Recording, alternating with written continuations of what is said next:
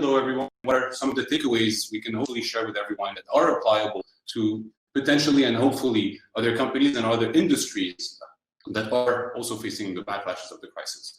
So the first point, very important for us to make, is how we perceive that crisis. Like, how you're going to take it in and react, because there's a large spectrum for a lot of companies and a lot of people in which this crisis was, of course, either a doomsday sentence for creating opportunities for others. And we felt it was very, very important to draw that fine line between being opportunistic and having a good perception of that crisis, and not only to leverage some opportunities, but also how to build a better business. So we were very lucky, as you mentioned, to be part of the industries that saw a lot of flocks of people and new users coming into their services. So streaming was obviously a confinement-friendly service, and we were very lucky to be in that eye of the storm, because what it did effectively, beyond the fact that it creates a lot of traffic, is we had the chance to accelerate the entire business and the entire operations and stress test the team and see what it meant.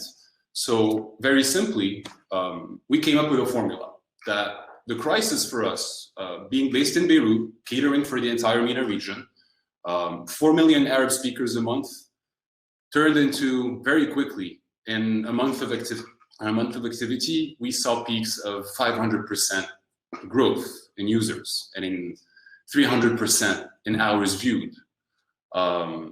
And we've tried to make sense of all of that, because that's the main thing in a crisis. And when I said, what's your perception of it, is what are you going to do with all of that very powerful, very substantial flow of users, information, and problems that come with it. And we summed it up in a very simple formula where we saw that for us, the crisis created a new space-time space for the online activity. So new online time, people suddenly had more time to consume video and to really be careful as to what service they want to watch and what they want to watch on which service. And it created a new online space where people actually were consuming differently, starting in different places, different devices, in the living room, in the living room over 6 days, not over just every evening pre-confinement. And for us, what it meant is just it created a batch of new user behaviors. And people were just consuming video on demand differently. And it accelerated everything. It stress tested what people needed and wanted, and it filtered them down to Cinemoz, which for us was a free platform. In Lebanon, it was even more interesting because of the financial crisis and the lack of access for people to their basic banking services and credit cards. So we became a solution to some. We became a destination to others who wanted something that was more friendly for confinement.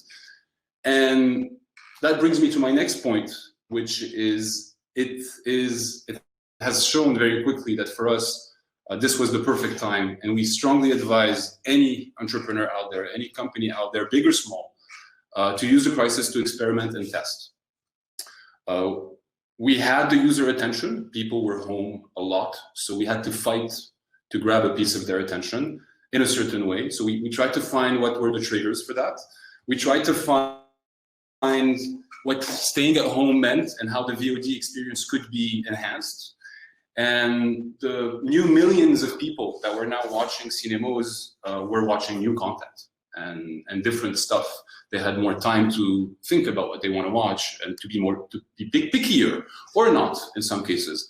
Either way, this allowed us to start very aggressive A/B testing to the point where we completely pivoted our product in the middle of the crisis.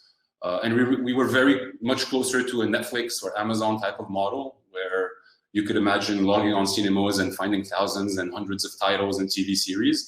And post-crisis, we ended up following that 500% growth in traffic and users and overall consumption to shift the product to a box office recreation for all the theaters that were shut down during the COVID crisis.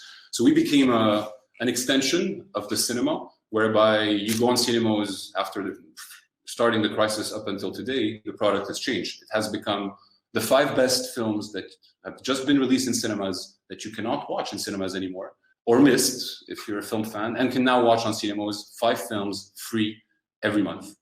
And we realized that those 5 films alone, and even whether you're on Netflix or Amazon or Disney Plus or HBO Max, which are all now the big players of the streaming wars, has allowed us to carve out a window to exist next to these giants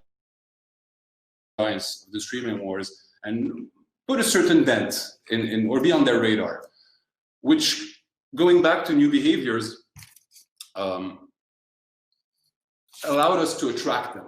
So we are now discussing with the global streamers how to create Arabic content. So while we might be competing on the streaming wars during the consumption and the crisis, it also allowed us to build bridges and start partnerships with these guys where Cinemoz and its original content department will start producing content for the big streamers.